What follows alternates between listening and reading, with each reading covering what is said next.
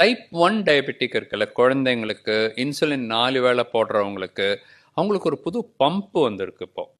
இந்த பம்ப் எப்படின்னா, அதில் ஏஐ ஆர்டிஃபிஷியல் இன்டெலிஜென்ஸ் ஆல்ரெடி அதில் பம்பில் இருக்குது. சின்ன ஒரு செல்ஃபோன் மாதிரி தான் இருக்கும், ஒரு இவ்வளோ சைஸ் தான் இருக்கும். அது நீங்கள் உங்கள் பெல்ட்டில் கூட போட்டுக்கலாம். அதுலேருந்து ஒரு சின்ன ஒரு இது மாதிரி இருக்கும், ஒரு டியூப் மாதிரி இருக்கும். அது உங்கள் ஸ்கின்னுக்கு அடியில் வச்சிடலாம். ஓகே, அதுலேயே நீங்கள் ப்ரோக்ராம் பண்ணலாம் எவ்வளோ சுகர் உங்களுக்கு இருக்கணும். சாப்பிட்றதுக்கு முன்னாடி 80 இருக்கணும், சாப்பிட்ட பிறகு 120 இருக்கணும்.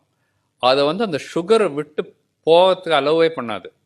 அதாவது 80 வந்தோடனே இன்சுலின் அதில் ஆட்டோமேட்டிக்காக இந்த சென்சர் இருக்குல்ல, அது உள்ளே இருக்குது. ஸோ அதை வச்சு சுகர் பார்த்துட்டே இருக்கும், minute to minute to minute. நம்மளால பார்க்க முடியாது அந்த மாதிரி, அது ஏஐனால அது அது பார்த்துட்டே இருக்கும். சுகர் பார்த்துட்டு ஏறுதுன்னு வச்சுக்கலாம், கொஞ்சம் இன்சுலின் கொடுத்துரும். அதுவே தானா தானா ஆட்டோ பைலட் இன்ஜெக்ஷன் மாதிரி இன்சுலின் தான். அது இன்சுலின் தான், பட் அதுல அது வழியா போயிடும்.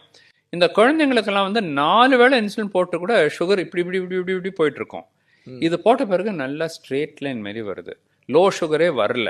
இல்லைன்னா இந்த லோ சுகர் ஃபிட்ஸ் அந்த மாதிரி எல்லாம் பயந்து பயந்து பயந்து அம்மா அப்பா எல்லாம் பயந்து தூங்காம அந்த மாதிரிலாம் இருந்தாங்க. இந்த ஆர்டிஃபிஷியல் பேங்க்ரியஸ் போட்ட பிறகு அது கம்ப்ளீட்டா கண்ட்ரோல். அது ஒரு பெரிய ஒரு அட்வான்டேஜ் வந்துடுச்சு.